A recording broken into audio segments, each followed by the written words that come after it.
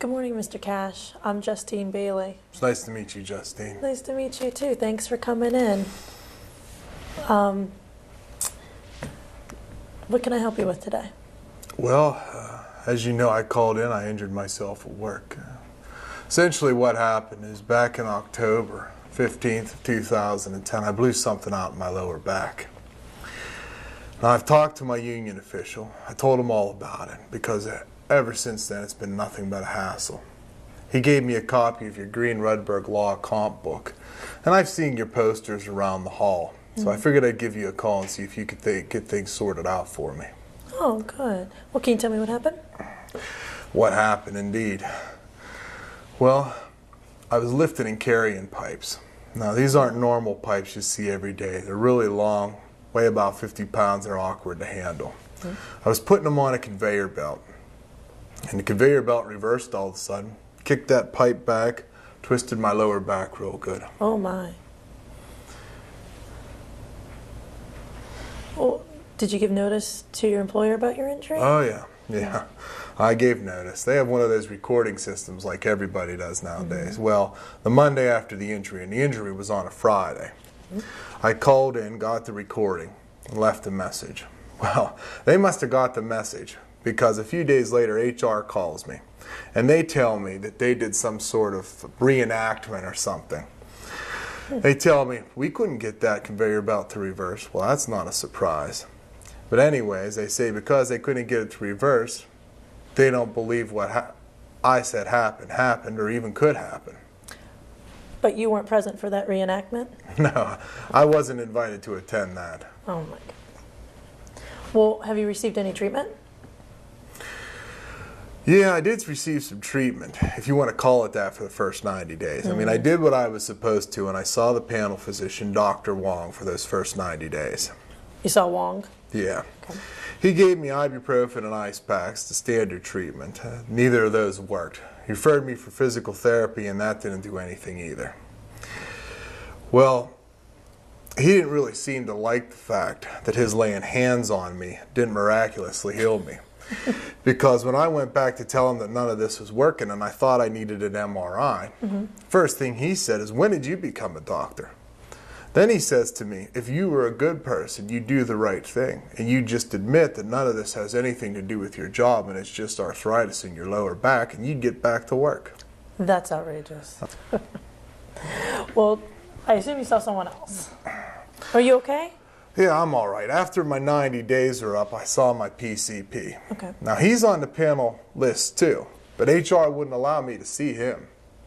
I mean, they went as far as to assign a nurse to me. Every time I wanted an appointment, anytime anything needed done, I had to call her first. She was like the gatekeeper or something. Well, that all stopped when I saw my PCP. Okay. First thing he did was order the MRI. Good. Next, he referred me off to Dr. Wright. I underwent back surgery with him about 3 months ago. Oh, yeah? Well, how'd the surgery go? How are you doing since then? Well, I'll tell you, my lower back's doing better. But Good. my right leg, I still have pain going down it. Oh. Well, who's paid for treatment? That's a good question. Comp, I thought initially, at least as to Dr. Wong. But I gave him my health insurance card, and since then I've paid a deductible, I've made co-payments, and I have unpaid bills coming in. And the thing about the unpaid bills is, I mean, I took those to HR, and they tell me, quote unquote, we'll take care of them.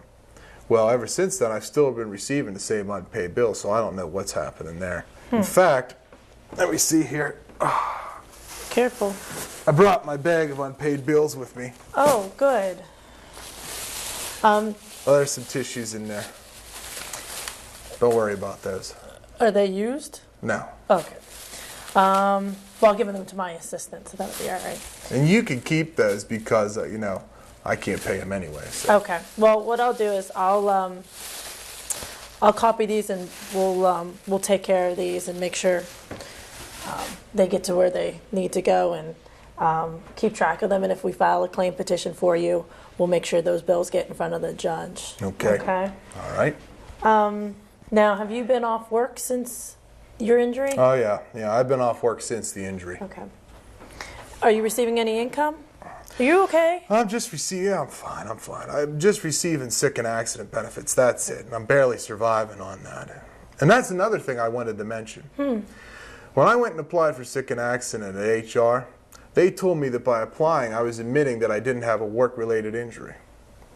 But what was I supposed to do? I mean, I got to put food on the table. I got to put clothes on the kids' backs. Oh no, that's a common tactic used by HR, but you did the right thing, and you still have bills to pay, and so when they don't pay you workers' compensation, filing for S&A is exactly what you should have done. Well, that's what I was thinking, and I wanted to ask you, can I sign up for unemployment? Does your doctor have you off work completely? Yeah, Dr. Wright's had me off completely for a long time now. Okay. Unfortunately, you cannot apply for unemployment compensation while your doctor has you off work completely. You have to be ready, willing, and able to work, and with you being off work completely, you're not. However, if your doctor would release you to some sort of minimal restrictions, like no lifting greater than 1 pound, then you may be eligible for unemployment compensation and could apply because you'd be ready, willing, and able to work within those minimal restrictions. Okay, all right. Well, that's not at this point yet. I guess we can look at that down the road then. Sure. What about Social Security disability? Have you applied for that? No, I haven't applied for that. I mean, I thought you had to be permanently disabled, so I don't consider myself permanently disabled. I haven't applied. Well, actually, in order to be eligible for Social Security disability benefits, you have to be off work or expect to be off work for a period of at least 12 months. And you've already been off work for 12 months. That's true. I didn't know that. Yeah, so you can go ahead and apply, and I'll go ahead and help you with that process as well. We can help you with that. Right. It's not too difficult, and you'll help me. I'll give it a try. Yeah, I think it'd be good for you. Have you received any document from the Bureau of Workers' Compensation for your work injury? No, I looked through my bag of important papers before I came in today, and I didn't find anything. Okay. So, and they're not paying you any wage loss benefits or medical benefits. So, your injury's been deemed denied. So, we can go ahead and file a claim petition for you. And, Mr. Cash, if you need to stand up, please feel free to. Stand up? I need to lay down. Well, we're almost done, and I'll make sure to get you out of here right. quickly. But we can file a claim petition for you. And all that's going to be important there is that your doctor, and you're seeing Dr. Wright, be able to support that your need for surgery is because of what happened at work on October 15th.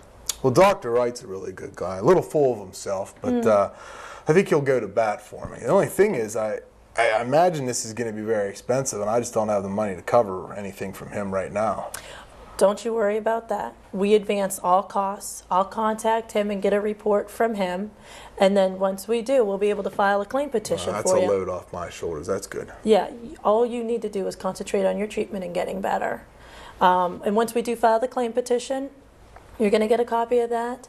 We're going to get a notice of assignment to tell us which judge is assigned to our case, and then that judge will issue a notice as to when the first hearing is.